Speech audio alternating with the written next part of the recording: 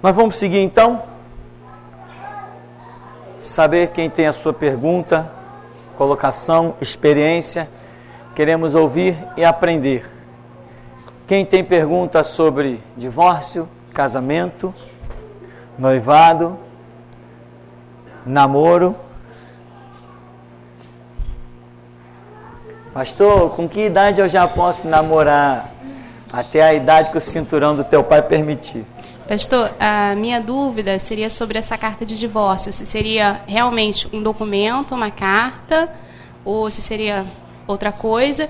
E assim, no que isso beneficiaria a mulher, no caso, ela tendo esse documento, qual o benefício que traria para ela naquela cultura? Certo. Muito boa lembrança. Porque a carta de divórcio, veja bem, hoje na nossa sociedade, ninguém precisa de carta de divórcio para um casamento. Não existe isso dentro do conceito de igreja. Para nós não existe nem certidão de casamento e muito menos não existe para a igreja carta de divórcio.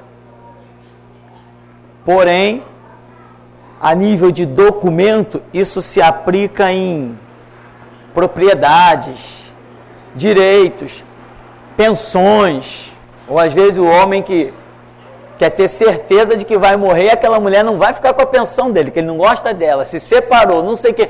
Então ele quer deixar cartas de divórcio e uma série de coisas. Então, a nível de uma sociedade tão complexa, imensa como nós vivemos, a documentação se torna necessária para um mundo natural, possessões da terra, propriedades e outros direitos mais. A nível religioso, não. A nível religioso, para nós, Igreja de Jesus Cristo, povo gentílico, a nível religioso, nem a certidão de casamento, nem a certidão de divórcio não prestam para absolutamente nada.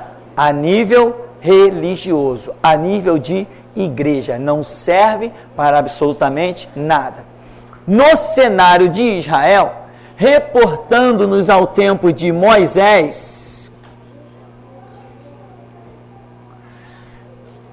Moisés deu carta de divórcio. Na carta de divórcio que Moisés deu, continha endereço. Como era esse endereço? Rua tal, número tal? Não existia rua tal.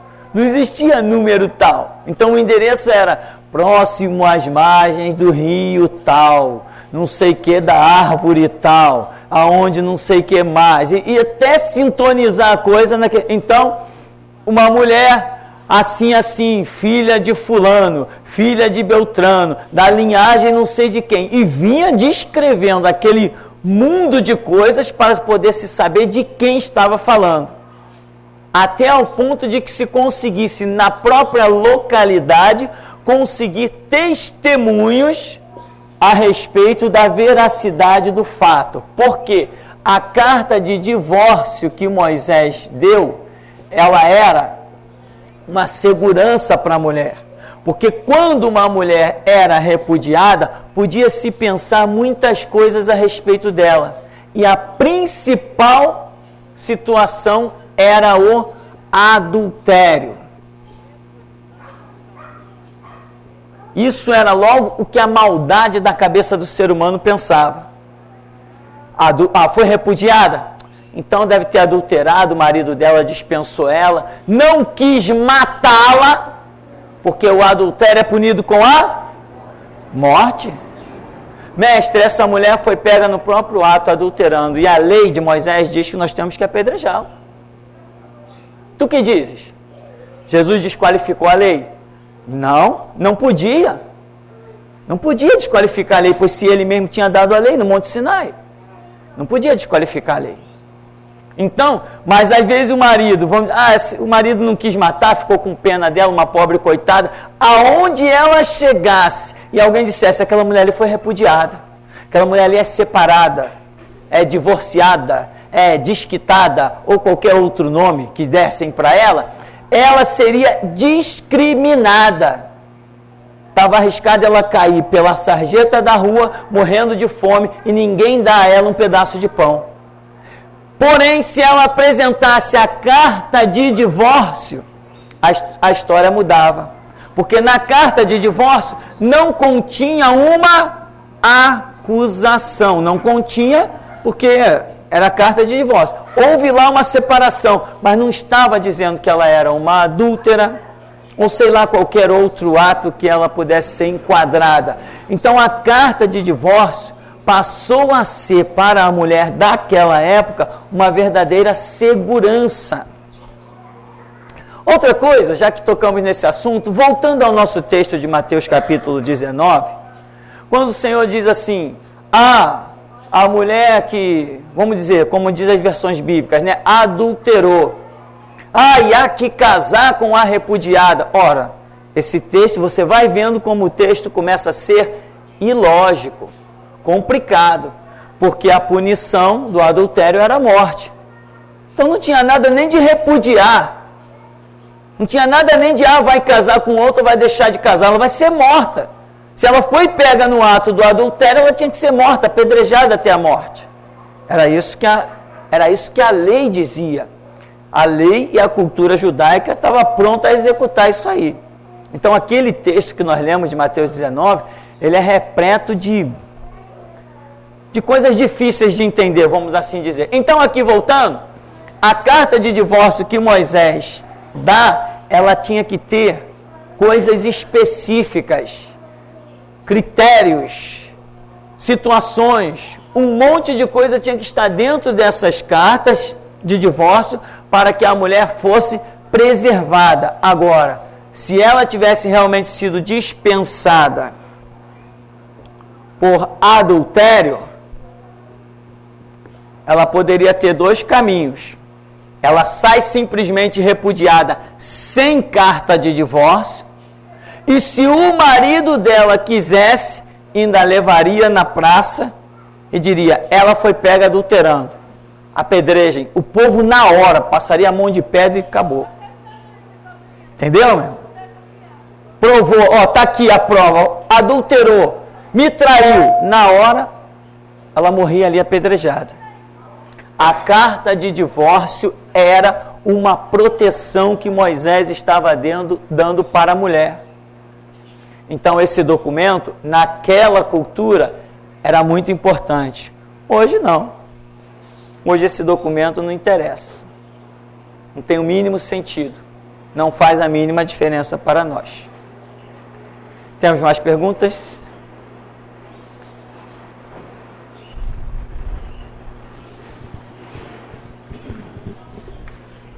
Só a respeito do apedrejamento sobre a mulher, se o homem chegasse a trair a sua mulher, será que ele não deveria ser punido também? Poxa, irmão, tu tá de que lado? Poxa, eu aqui feliz da vida, defendendo o nosso lado machista, irmão, vem com esse papo aí. Poxa, eu acho que eu vou suspender esse negócio de pergunta. Bom, veja bem, irmão, aqui em Levítico, no capítulo 20, Levítico capítulo 20 diz assim, Levítico 20, verso 9, se um homem amaldiçoar seu pai ou a sua mãe, será morto. Amaldiçoou seu pai ou a sua mãe, seu sangue cairá sobre ele. Verso 10, se um homem adulterar com a mulher do seu próximo, será morto. Quem? O adúltero e a adúltera. Poxa, irmão, eu queria esconder o texto, você não deixou. Eu não ia abrir esse negócio. Então, irmão, na verdade que eu ia assim, eu só tinha fugido da memória, mas eu ia chegar lá.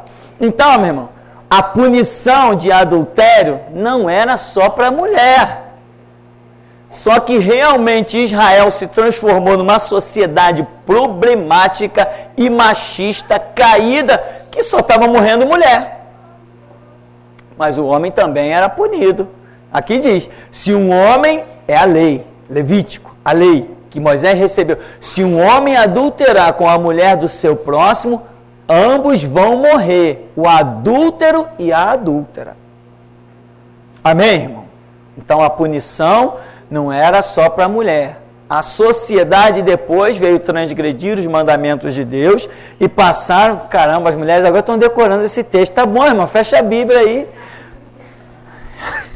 Então, a punição de Deus, da justiça de Deus, era para morrer os dois. Aquele velho ditado, né? Quando um não quer, dois não briga. Então, adulterou, culpa dela. Não, adulterou, culpa dele. Não é realidade. Adulterou, vontade dos dois. Então, esse é o conceito da justiça de Deus. Temos mais perguntas? Olha o que tu resolveu, olha o que tu gerou aí, irmão. Mas esse texto deixa claro que se for com a mulher do próximo, e se a mulher for livre? Se a mulher que ele está adulterando, ele é casado, mas está falando da mulher do próximo. Sim, tá. A mulher do próximo subentende realmente que essa mulher tinha um marido, né? A mulher tinha um marido. Então, os dois vão morrer. Agora, o adultério é todo relacionamento fora do casamento. Mas isso existe um negócio muito problemático e dessa problemática toda vem atravessando gerações e vem, por exemplo, nós conhecemos um homem, como era aquele nome do filho de Jacó? Não sei se era Judá, eu acho que era Judá. Judá, que tinha a sua clã, a sua tribo cresceu e ele resolveu se ausentar. Ele tinha um filho, Judá tinha um filho. E esse filho morreu. Ele pegou o seu outro filho e deu a sua nora. Esse filho também morreu. E ele tinha um filho mais novo. E ele falou, quando esse filho crescer, eu te dou ele também como marido. O filho cresceu e ele não deu como marido. Um dia ele foi apacentar os seus rebanhos lá distante, passou num lugar, aí aquela mulher foi avisada, olha, o teu sogro está apacentando em tal lugar. Ele está passando pela cidade tal. Ela foi lá, se disfarçou de prostituta, cobriu o rosto, sentou à beira do poço e quando ele vem para beber água, ele olha para ela e dá aquela cantada bonita nela. Em hebraico é claro, não foi em português não, irmão. Aí resultado, convidou a mulher para sair com ele. Aí ela falou assim, o que você vai me dar em troca? Para que eu me deite contigo. Aí ele falou assim, meus rebanhos estão em tal lugar, mas eu não tenho nada, mas eu posso te mandar um cabrito depois. Aí ela falou assim, mas o que você vai deixar por penhor? Para que eu saiba que você vai voltar. Aí ele diz assim, eu vou deixar o meu sinete, tirou do pescoço, e o meu cajado. Quando o meu servo trouxer o cabrito, você devolve o meu sinete e o meu cajado. Foi-se. Quando o servo voltou lá com o cabrito, cadê a prostituta lá do poço? Aqui nunca teve prostituta. Mas como? Não teve. Ele voltou e falou, não achei a prostituta. Não tinha prostituta nenhuma lá. Chamada prostituta cultual naquela época. Resultado, daqui a pouco anunciam para ele, a tua nora adulterou, está grávida. Vai morrer. O filho era dele. Vai morrer, o filho era dele. Aí ele prepara tudo, pressiona ela, quando chega, leva ela para o ponto de ser apedrejada. Com quem tu adulterou? Sua isso, sua aquilo, imagino eu, né? Vai morrer. Aí ela diz assim, o pai do meu filho é o dono disso daqui, ó. Desse sinete e desse cajado. Aí ele diz assim, ela foi mais justa do que eu. Porque eu tinha prometido meu outro filho para ela e não dei. Era o costume da época, era a cultura da sociedade. Um filho ia substituindo o outro nas fatalidades que morria. Então, ele não deu o filho, ela se disfarçou de prostituta, deitou com um camarada, engravidou, ele queria matar, e ela disse, o pai do meu filho é o dono disso daqui. Aí diz a Bíblia que desde aquele dia em diante, ele nunca mais a conheceu. A conheceu quer dizer, nunca mais teve nenhum relacionamento íntimo com ela. E ela passou a viver normalmente na tribo. A história morre aí nesse episódio. Então, ele adulterou? Fala. E ela ainda entra na genealogia de Jesus, Tamar. Tamar, né? Ah, Tamar, justamente, Tamar o nome, né? Então, veja bem, ainda entrou na genealogia de Jesus, né? Que coisa interessante. Por quê? Talvez por ter desejado praticar uma justiça, né? Contra alguém que estava quebrando a lei com relação a ela. Então, veja bem, Judá, se não me falha a memória, Judá, ele não cometeu um relacionamento sexual extraconjugal? Sim, mas não era considerado um adultério. Por que não era considerado um adultério? Eu não sei. Eu não sei por que ele não foi considerado um adultério. Todo mundo ficou sabendo que ele tinha passado num poço, viu uma prostituta e se deitou com ela, mas ele tinha a mulher dele, ele tinha a família dele. Ninguém tocou no assunto, ninguém falou nada, os jornais não noticiaram, não saiu nenhum telejornal, ninguém publicou nada, morreu a história. Eu não sei por quê. Então existe algo que talvez nós não saibamos, é um peso cultural que nós estamos falando de coisas, irmão, veja bem, de 4.000 anos atrás. A questão é essa também, que às vezes queremos julgar um fato há 4.000 anos atrás com os nossos olhos de hoje. Não é possível. Fica complicado essas coisas. Que nem Deuteronômio 22:5. O homem não colocará roupa peculiar à mulher, a mulher não colocará roupa peculiar ao homem. Ora, mas essa palavra de 4.000 anos atrás não existia os tecidos que nós estamos usando hoje, as cores que nós estamos usando hoje, os modelos que hoje nós usamos, e eu quero transportar essa palavra de 4.000 anos para hoje. Caramba, não dá certo, não vai dar certo. Não vai dar certo. A palavra não vai atravessar a geração toda, esses milhares de anos, simplesmente comigo tirando ela de lá e jogando para cá. As coisas vieram mudando, Deus veio operando, e nem tudo que Deus operou no meio do seu povo está escrito. Nem tudo que Deus disse está escrito. Não está não. Se estivesse, eu não estaria carregando uma bíbliazinha desse tamaninho. Milhares de anos de história, 4.000 anos de história. Aqui, nessa Bíblia, não é possível. Então, tem coisas que a gente precisa resolver, sabe como? Na intimidade, nós e Deus. Deus, e aí? Faço certo, errado. O que ele disser é. Aí outros vão dizer assim, não, mas está escrito aqui. Está escrito ali, mas Deus não te falou aquilo, Deus falou outra coisa. Por quê? Porque provavelmente o que está escrito ali não pode ser entendido por mim no tempo que eu vivo. Daniel recebeu a revelação do tempo que eu vivo no tempo dele. Ele não entendeu. Então pode ser que hoje as pessoas que receberam lá no seu tempo, eu hoje tomo conhecimento e não entendo. As coisas são muito distantes. Como é que Abacuque escreve? Eu vejo Abacuque, Zacarias, aqueles profetas menores, eu vejo como carros de fogo. Como carros de fogo? Eu vejo, parece isso, parece aquilo outro. Por que ele não diz assim, eu vejo isso, eu vejo aquilo outro? Porque o que ele está vendo não é para o tempo dele, é para o nosso tempo. Então, Daniel recebeu revelações, mas entendeu? Não, por quê?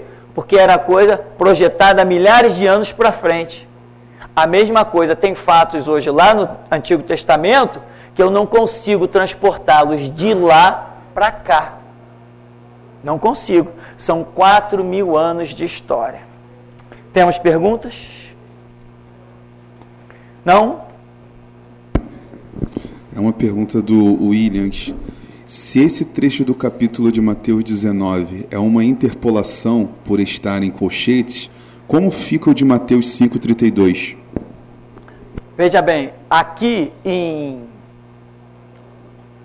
Mateus 19, é realmente uma interpolação, e eu fui informado, inclusive, Quem me informou da Bíblia King James?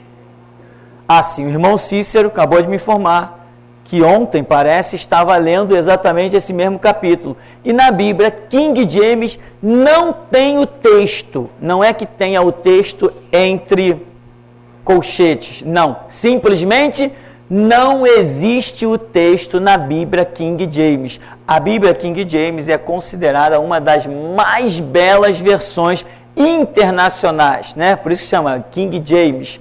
É coisa que veio lá dos Estados Unidos, de muita pesquisa. Então, é realmente uma interpolação e ponto final. Agora, o que diz o outro texto de Mateus, o quê? 5,32, deixa eu ver aqui, que eu não sei o que diz lá. 5,32. Eu, porém, vos digo, qualquer que repudiar sua mulher, exceto em caso de relações sexuais ilícitas, a expõe tornar-se adúltera. Aquele que casar com a repudiada, comete adultério. Bom, aqui não está entre colchetes, é isso que ele está questionando? Sim. Ah, tá. Veja bem, isso aqui está dentro do contexto daquilo que nós viemos falando. Porque e está mais claro até, eu, porém, vos digo, qualquer que repudiar sua mulher, exceto em caso de relações sexuais ilícitas, a expõe tornar-se adúltera. E aquele que casar com a repudiada, comete adultério. É o que nós estávamos falando no primeiro bloco, da dupla punição, que não tem lógica. Além da mulher ter sido repudiada, ela ainda é proibida de se casar novamente. Ela tá ferrada, como se diz na gíria popular do carioca. Está ferrada. Repudiaram ela, jogaram ela na Rua da Amargura, que naquela época era a Rua da Amargura. Hoje a mulher diz, eu vou à luta, eu vou arranjar um emprego. Naquela época não tinha luta nem emprego para arrumar, não. Não tinha, não. A situação é bem diferente. Então vem a palavra de Deus e proíbe ainda essa mulher de se casar de novo. Quer dizer, Deus está condenando a mulher que foi repudiada, como vimos, por qualquer motivo. Deus está condenando ela a morrer às mínguas pelas sarjetas da rua. É disso esse texto, nós já falamos no primeiro bloco, e é disso que eu estou falando. Não é este o caráter do meu Deus. Não é este o caráter que eu conheço da Escritura.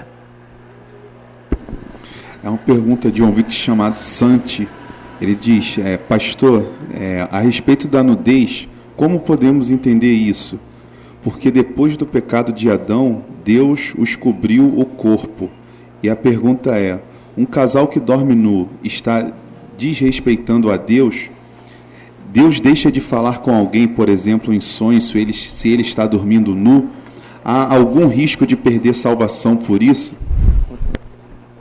Não, claro que não. Isso aí é uma má interpretação, né? Primeira questão lá de Adão, entra muita simbologia, muita coisa espiritual, e nós já vimos, está aí no nosso seminário número 1 e número 2, por exemplo, muito bem explicado, que aquela nudez lá não está se referindo a uma nudez física, está se referindo a uma nudez espiritual, que é a ausência da glória de Deus. Porque senão nós teremos que entender que antes Adão e Eva não enxergavam. Como é que Deus criou umas pessoas, eles não estão vendo que estão nus?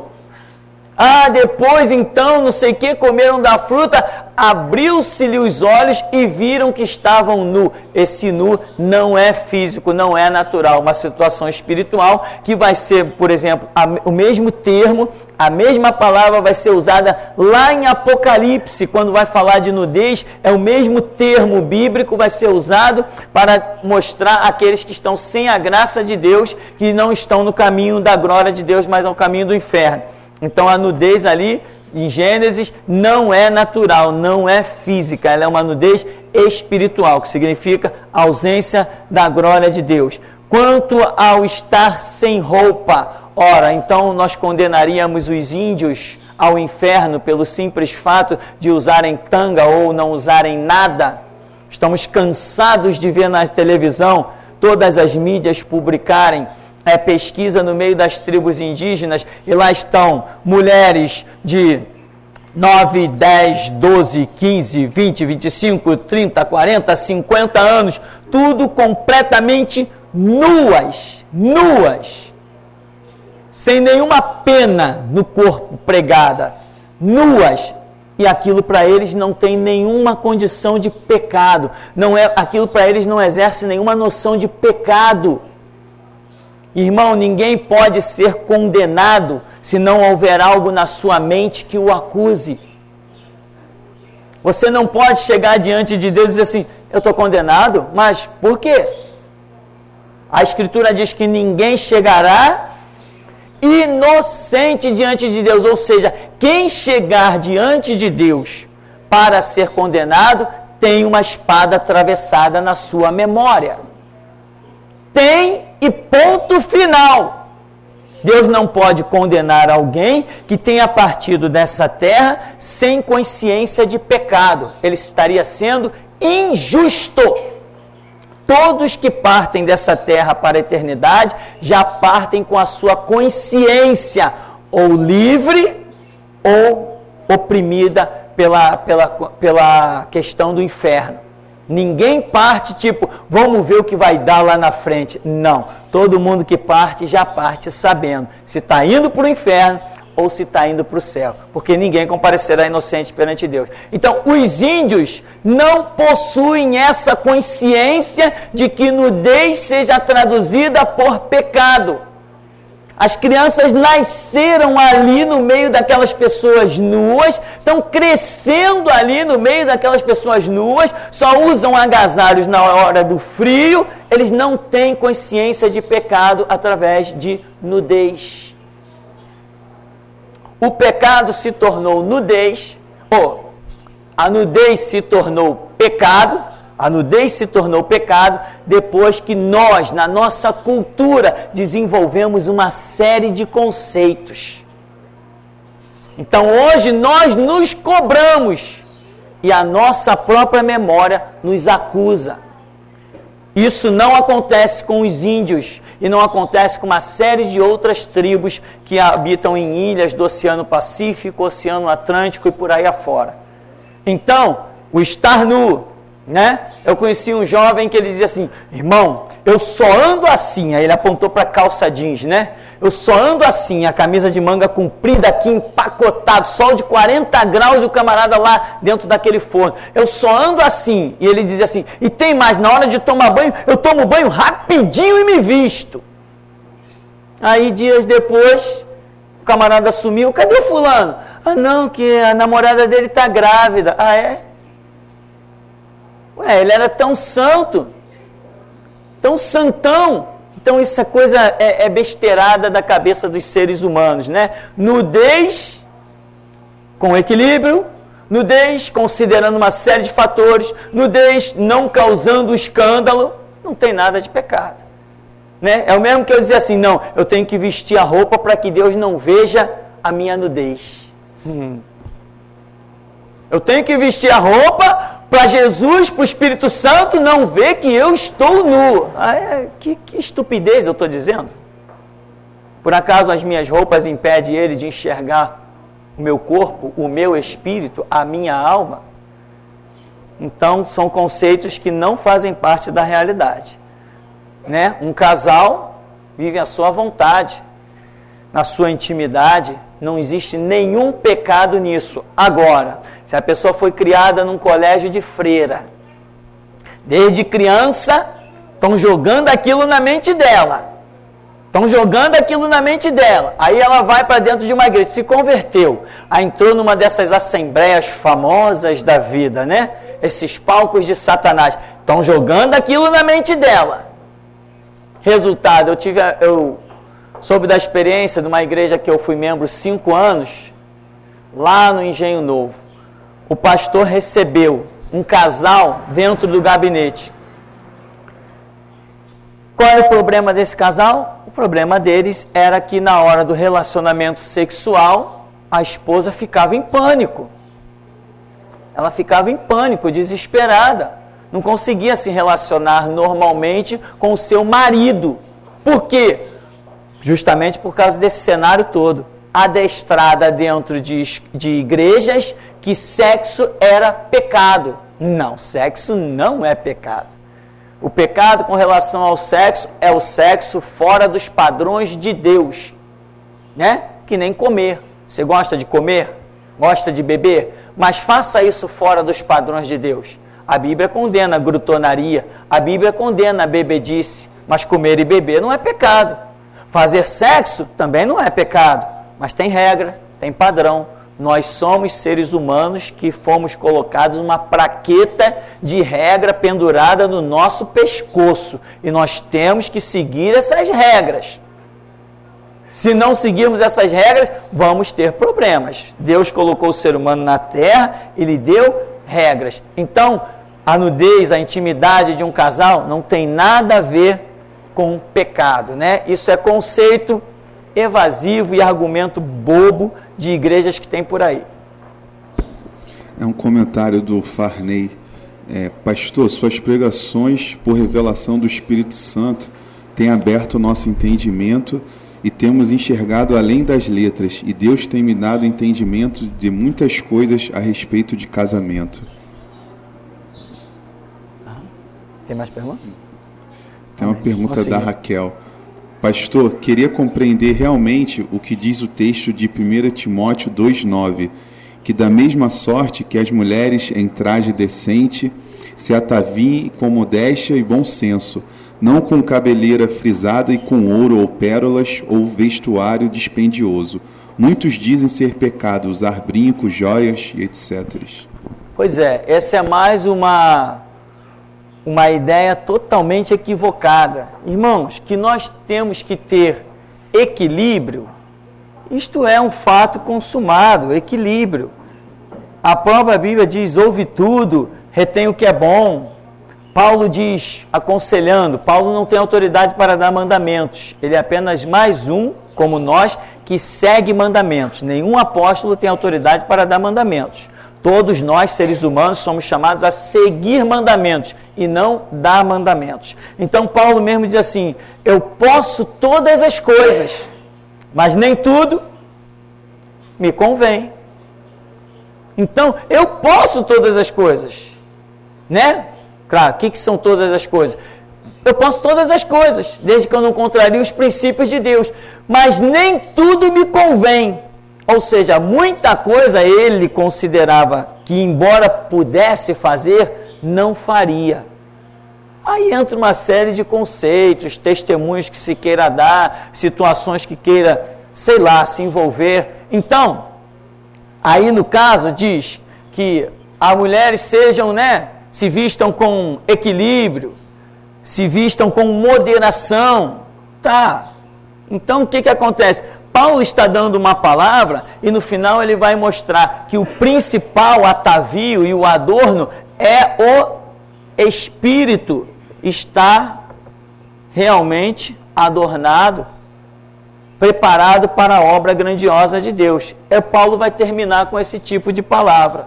Então, ele está falando, não adianta esses atavios todos, ou seja, aquilo que todo mundo fazia, não era isso que deveria se destacar nas mulheres de Deus. Então, a comparação dele é essa, não que aquilo fosse pecado, mas ele, devido ao lugar onde ele está vivendo, devido à cultura, aos lugares por onde ele está passando, ele deixa essa palavra, eu até considero poderosa, como um conselho, não como um mandamento, um conselho de moderação e de equilíbrio que as mulheres de Deus deveriam apresentar. Isso não significa que quem estivesse usando brinco, no caso da sociedade de hoje, batom, anel, tornozeleira, que isso fosse pecado. Não, não é isso. Não é isso, mas Paulo está apelando para o equilíbrio, para a moderação. Então hoje, muitas igrejas pegam o texto de Paulo e vão para a sepultura dizendo, irmão, não pode usar brinco, não pode usar anel. O único anel que pode usar no dedo é a aliança de casamento. Né? Você já ouviu isso por aí? Ninguém ouviu não? Ouviu? Isso aí se diz todo dia. Em pleno século XXI, às beiras do encerramento da era da igreja, e ainda tem um monte de pastor analfabeto que diz isso, porque isso para mim é analfabeto, irmão. Não cabe, não está vendo que um brinco não pode se traduzir em pecado? Você não está vendo que um batom nos lábios não pode se traduzir em pecado? Não tem regra bíblica sendo contrariada nisso. Agora, o equilíbrio, a moderação, isso é outra história. Uma mulher se maquiar é pecado? Não, mas aquela maquiagem horripilante, você não sabe nem quem é a pessoa, ainda que não seja pecado, Paulo estaria dizendo, não, tenha mais equilíbrio. Até mesmo porque Paulo é uma pessoa que ele passa muito pelas cidades, chamadas cidades portuárias.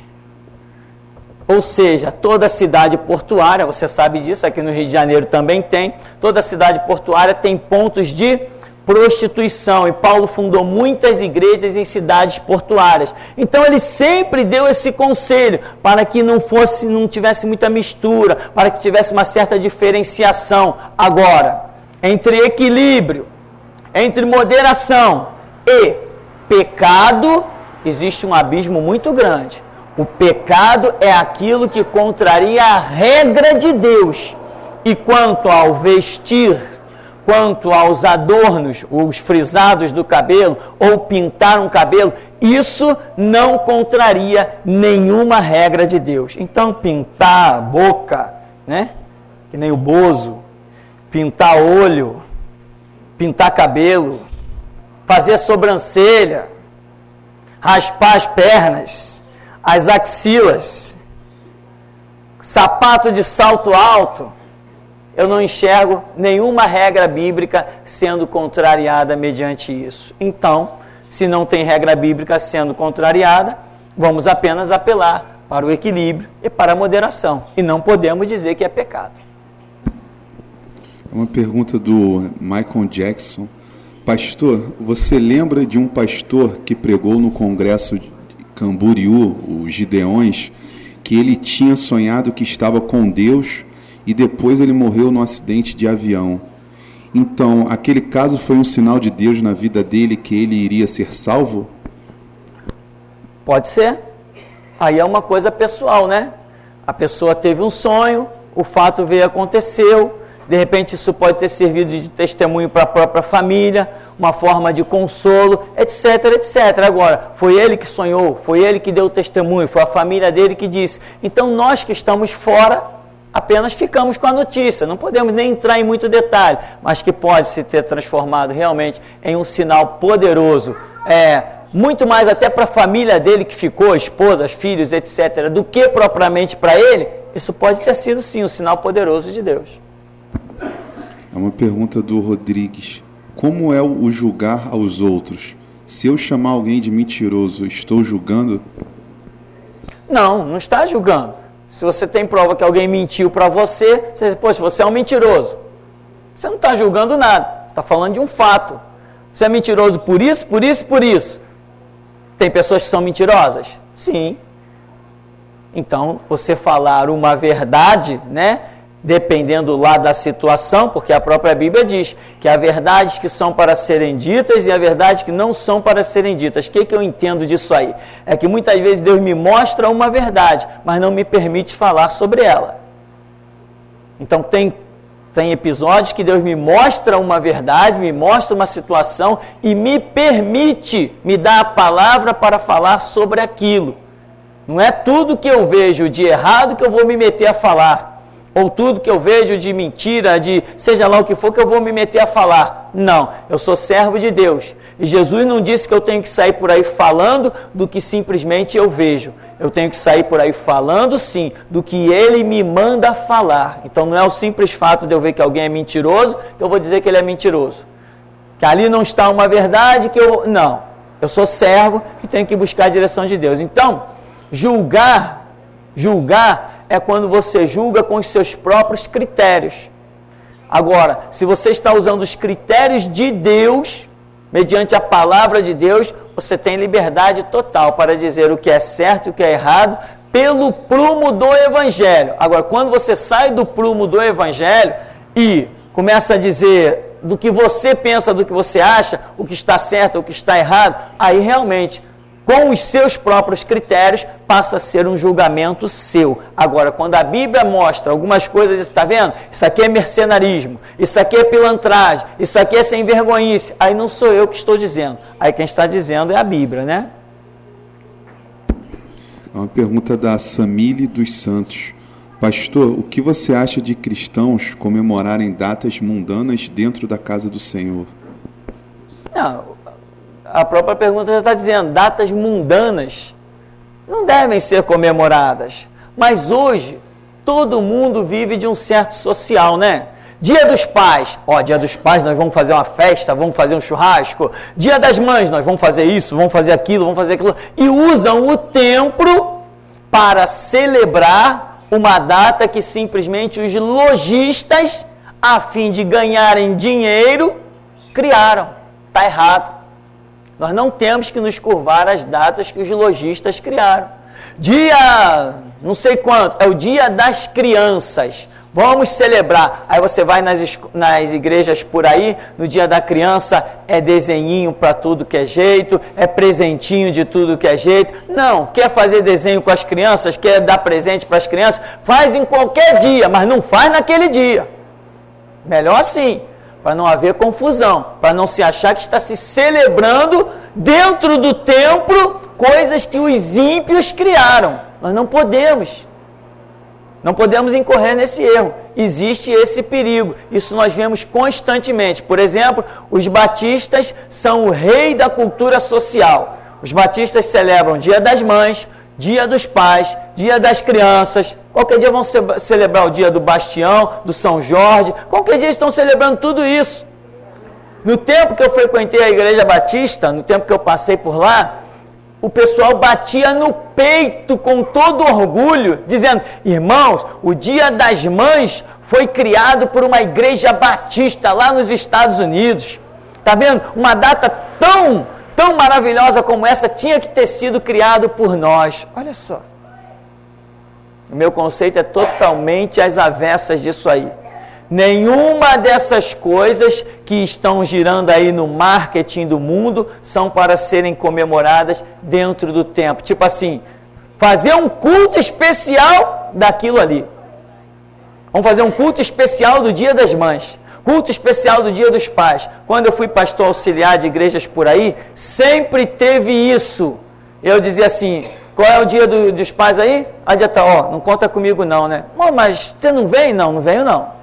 Não me envolvo com esse negócio não, meu negócio é Jesus. E até os pastores que eram presidentes ficavam na bronca comigo. Eu dizia, eu não venho, não vou tomar parte nisso. Uma vez, uma igreja que eu era membro, morreu o sogro do pastor. O sogro do pastor morreu, aí vem ele de púlpito e diz assim, irmãos, no próximo domingo nós vamos ter um culto aqui em memória. Eu fiquei perplexo, fiquei esperando. Em memória ao falecimento do meu sogro, o pai da minha esposa. Eu levei um choque, todo mundo olhou um para o outro, olharam para mim, que já me conheciam, fiquei na minha. Acabou o culto, o pastor veio falar comigo. E aí, você vem domingo que vem? Eu falei, não conta comigo não. Saiu da igreja, o pessoal me cercou. Ô pastor Tupirani, você vem nesse culto aí? É pra gente vir? Falei, meu irmão, cada um sabe de si. Cada um sabe de si. Eu não venho. Agora, vocês decidam vocês. Se vocês quiserem vir ou não, é com vocês. Eu não venho. Mas isso aí é pessoal. Resultado. Foi gente lá. A maioria não foi. Mas teve lá o seu culto. Com 5, 6 pessoas lá dentro da igreja. Uma igreja que tinha mais ou menos uma média de umas 15 pessoas. Eu não fui. Então, existe esse risco de nós sermos envolvidos emocionalmente. Daqui a pouco estamos fazendo missa para o 7º dia, missa para o 30º dia, missa de 1 ano. Existe esse risco. Então, para que isso não aconteça, nós temos que ser radicais. É Jesus e ponto final. Se abrir uma brechinha aqui, irmão, não, o Dia da Mãe é tão legal, todo mundo, poxa, a mãe é muito importante. Aí vamos fazer um culto do Dia das Mães. Daqui a pouco nós estamos fazendo do pai, do filho, do neto, do bisneto, do que morreu, do que vai nascer. Estamos batizando criança, estamos fazendo aniversário de 15 anos. As igrejas todas fazem. Todas as igrejas fazem dentro do templo culto de aniversário de 15 anos. Não fazem? Isto é uma cultura pagã. Isto não é uma cultura do Evangelho de Jesus Cristo. Então existem esses perigos. Uma pergunta do Rodrigues.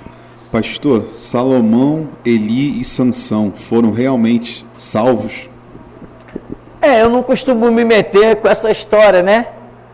Eu não estou do lado do tribunal, vendo Jesus julgar, e ele não me disse. Então, nós, por exemplo, eu acho que aquele rei Saul, eu acho que ele não foi salvo. Eu acho que ele não foi salvo. Por quê? O que ele fez foi muito terrível. Extrapolou a lei de Deus. Agora, pode ser que eu me surpreenda. Salomão, eu acho que Salomão não foi salvo. Por quê? Salomão permitiu o sacrifício de crianças em Jerusalém. Isso é uma loucura. Salomão, dizem os historiadores, que ele acabou louco. Ele edificou templo, fez alianças de casamento que era proibido por Deus. Ele fez aliança de casamento com todas as nações, casou com 200 mulheres e fez templo para os deuses pagãos de todas essas mulheres dentro de Jerusalém. Eu vou dizer, não, esse cara é salvo, esse cara é um ótimo servo de Deus. Não posso dizer isso. Eu não posso dizer.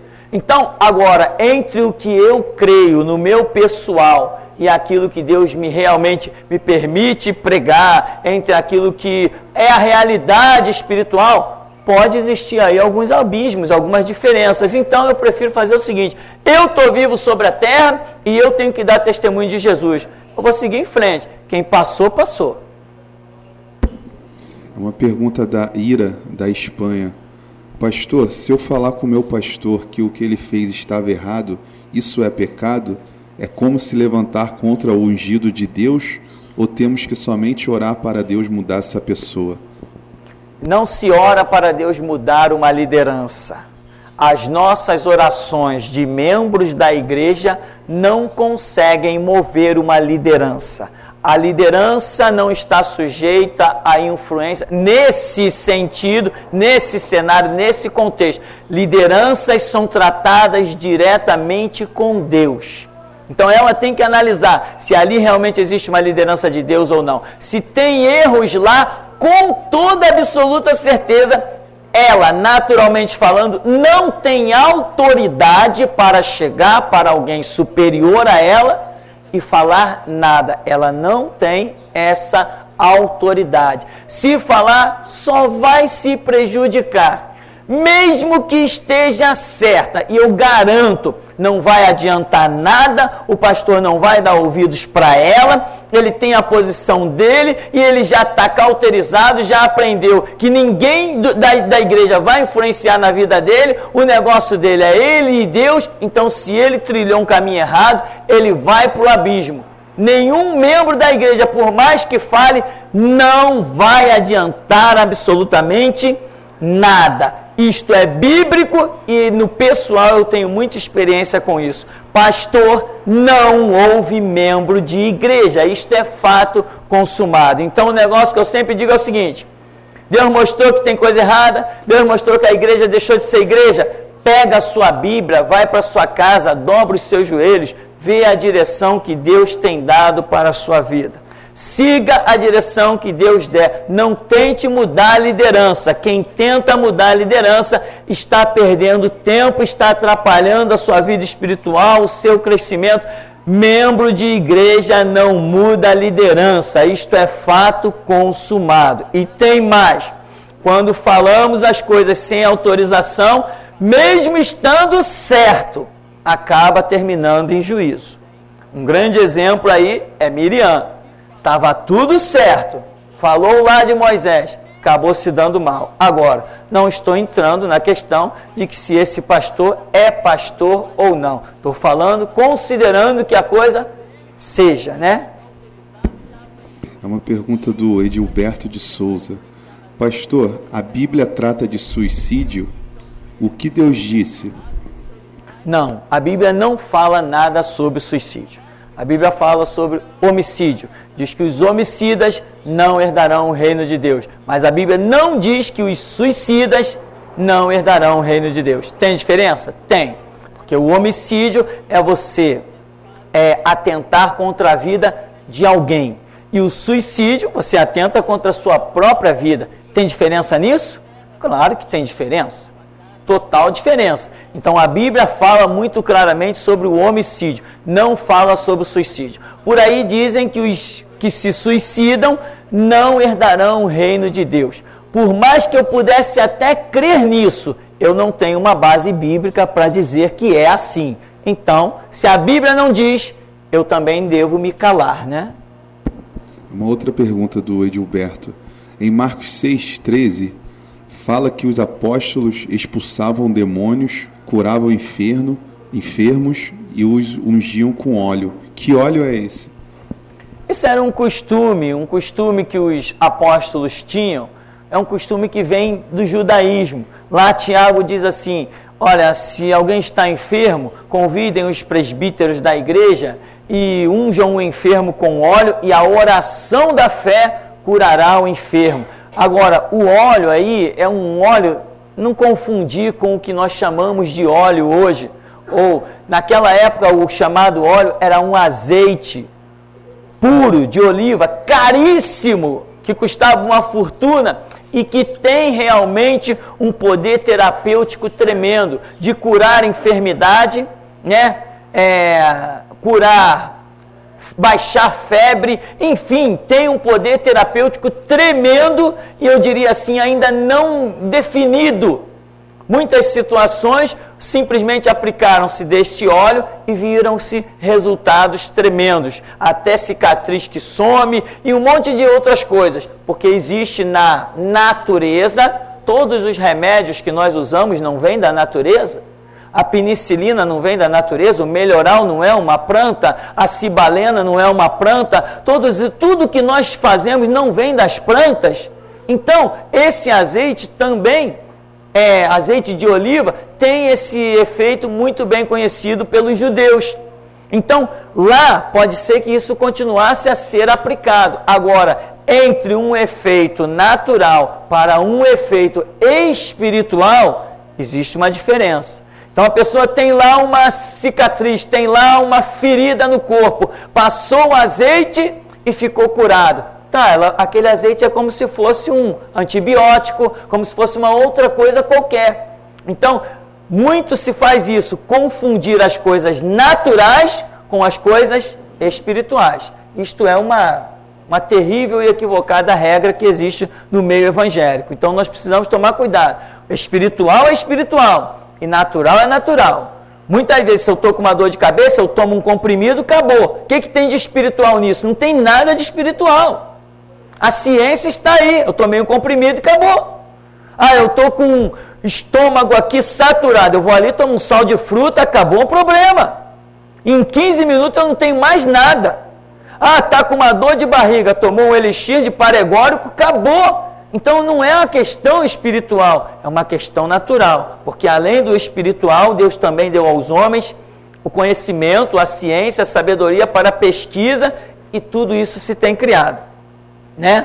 A tecnologia está aí e também os medicamentos estão aí, então nós não podemos confundir. Como eu sempre digo aqui, eu não desprezo os médicos, não desprezo a ciência, mas uma coisa eu sei, que o Deus que nós servimos está acima de tudo isso. Então essa é a minha posição. É uma pergunta da Samile. Pastor, quando nós formos comparecer diante de Deus, o que temos preparado para Ele, como vamos oferecer, sem receber, sem específico? Nós não ofereceremos nada para Deus na eternidade. Não sei se essa é bem a pergunta, né? Está um pouquinho confuso. Na eternidade nós não ofereceremos nada para Deus. Tudo que nós temos para oferecer a Deus é aqui e agora. Aqui e agora. Ninguém vai chegar lá na eternidade, Deus, eu fiz isso. Não, Deus sabe tudo. Tudo é aqui e agora, tá, irmão? Tá bom? É uma outra pergunta da Ira, da Espanha. Aquele versículo que fala que temos que ser diferente do mundo no falar, vestir e andar. E a Jezabel, o que você me explica? Veja bem, a Jezabel é um símbolo que não entra nem em questões naturais. Jezabel é um símbolo espiritual de alguém que está levando a nação a uma adoração pagã espiritual. Aí vem os pregadores modernos e criam as suas ideias. Jezabel, a princesa que se adornava, que isso, ora, toda princesa fazia isso, toda rainha fazia isso. Então esse não é o problema de Jezabel, as roupas delas.